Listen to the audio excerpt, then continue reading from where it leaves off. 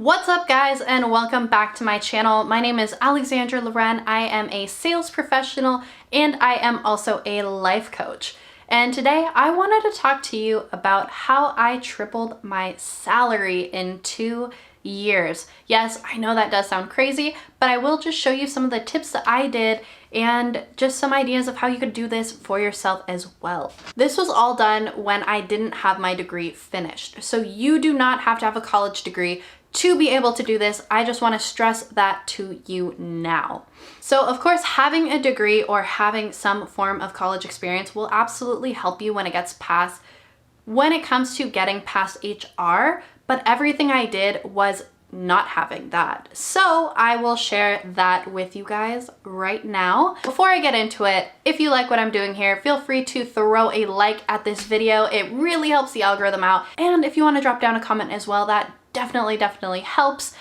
If you like what I'm doing, feel free to subscribe, hit that notification bell, because we all know YouTube sucks when it comes to notifying people. Background about me, I have been working since I was 16 years old. My first job was actually at GameStop. I like video games, so it sounded like it was going to be more of a fun job than it actually turned out to be. Don't ever work there. No slander, GameStop. Just please don't work there. I promise you won't have a fun time, especially if you are a female. Of course, when you're working at these jobs, like when I worked at GameStop and then when I worked at Home Depot, I was making like minimum wage. So it was not well paying.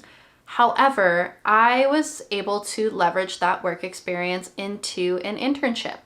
So my background is I originally started as a computer science major, and I then switched majors to doing business administration with a concentration in management information systems as well as finance. So double majoring there. Because I was a computer science major, I was actually looking for an internship at the time, and I was interviewing with Intel, and I also was interviewing with a state agency.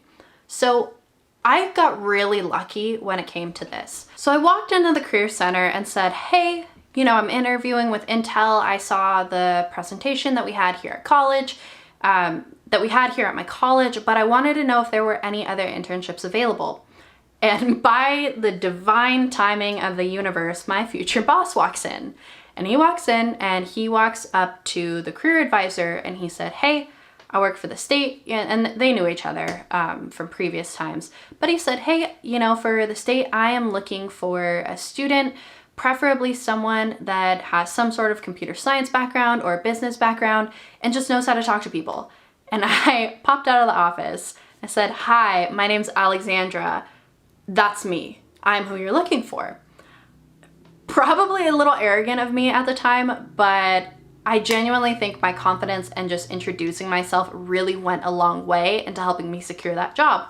So he said, okay, send me over your resume, and if things look good, we'll talk. So I found the posting and I looked more into what this role would be, and I crafted my resume to show the best parts of what I had done and how it would fit this description. That is a huge tip when it comes to applying to jobs, is really just tailoring your resume. Anyway, so I started working at the state as an intern, and I had been interning there for about a year. And after that year, I was able to get promoted into an associate programmer. I was working kind of as a business analyst, but also as a student programmer, and I then applied to being an associate programmer with the state. So I was actually making decent money. I was 19 at the time. Then I actually went into the private sector because you could make more money there. And so I got into the private sector, and not only was I programming, but I was at a startup, so I was also doing sales too. I realized that I freaking loved sales, and it was something that I was better at. I didn't have to be in a dark room all by myself all day, and I just really enjoyed it. So I did that for about a year, but unfortunately, some startups just go down the drain. We were working with an industry that was very up and coming, and unfortunately, a lot of new regulations came in, and it just made our process a bit harder. So that essentially kind of went down the drain. So I decided, hey, let me go get another sales job. And because I didn't have a ton of sales experience, I was really starting at the bottom. So I became an SDR. That stands for Sales Development Representative. Anyone who is wanting to get into sales, will know that that's one pathway into it. But unfortunately, I was making $11 an hour at this job, so I was not making good money. I was on the sales subreddit though, and a lot of people were saying, hey, a good way to kind of get your foot in the door and also make a little bit more money is to get into phone sales. So that's what I did. I got into phone sales, and my base at Verizon was $16.86 or $15.86. So again, still not a ton of money, but it was better than, you know, making the $11 an hour I did at my entry level sales job. So yes, I was making a lot more at the state than I did, but it wasn't something that I enjoyed. And I knew that I would just hate my freaking life if I continued to just do essentially like web development and programming. It wasn't what my passion was in. So I started at Verizon, and I learned everything I could about sales, and I took all of the information that I could from the people that were really good around me. And within my first year, I actually went to Winner's Circle. So I was then able to leverage that into getting a sales position at a technology company. And so by doing so, I essentially tripled, and this is just base salary. This isn't adding on commission or anything like that. But I was able to triple what I had started making when I got into phone sales. When I started first as an SDR. And a lot of that was due to, one, really crafting and tailoring my resume, two, interviewing well. I'm going to do a video on how to interview well and some tips that I use that really, really helped me. And three, it was not staying in the same job for a long time. So I'm still pretty young, and aside from my companies that I have on the side, my day jobs, most of them I haven't really stayed for it too long. The company that I'm with now really takes care of me and is absolutely amazing, and I genuinely believe in what we're doing. So I plan on staying here for a while. But all of my other jobs, I was there about a year and a half. And if there was no room for me to grow, then I kind of jumped ship at that point. And that's something that I really want to stress. And that is something that really, really helped me, was performing very, very well at my role, and then being able to leverage that into a better paying job at a different company. Staying at the same company, especially one that isn't growing or does not have options for you to move up, is how you're going to make more money. When I was working at phone sales, there had been a position opened, and I wanted to interview for it.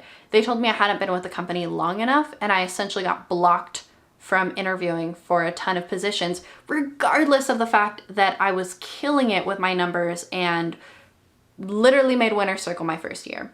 And so that's when I started looking for a different position, when I realized I wasn't going to grow, and I felt that I had outgrown my position. So really, it's just perform well where you are. Even if it is a minimum wage job at a grocery store, do well there. Take pride in what you're doing, even if you or other people might view it as a bottom of the barrel job, because it's not. It really isn't. You are contributing to society, and so take that in stride. Enjoy what you do. It will very much come across. Network with the right people. Networking absolutely helps. A lot of my roles I've gotten through kind of knowing someone a little bit, or by leveraging LinkedIn and just throwing my feelers out that way. That goes a long way and will help you out incredibly. So by doing that, and by not staying at a role for too long, once you kind of max out, let's be real, a lot of companies don't value you the way that they used to. So if you're not getting those performance raises, even if you do absolutely blow things out of the water, it's time for you to move on. They will fill your role or get rid of it just as quickly. A lot of these companies, especially the ones that tell you we're like a family, truly aren't, and they do that to essentially keep you there for lower pay. So a good thing to do is look up what your role should essentially pay, and then leverage that into a position of that amount or even slightly higher. So really just don't stay at one place too long. Do what you do well, and along with that is really research the amount that you should be getting paid. That will go a very, very long way for you, and that's what I did to literally triple my salary in 2 years. I hope that was helpful for you. If it was, please, please, please like that like button. Throw a like at that like button, whatever you want to say for it. Drop a comment down below on anything that you might want to watch, or if you liked the video, had any commentary on it, or if you had any tips for others. Just go ahead and leave that down below. And if you like the content that I'm doing, feel free to subscribe and turn on that notification bell. It is completely free, so why not? Anyway, thank you guys so much for watching. I will see you in the next one. Bye, guys.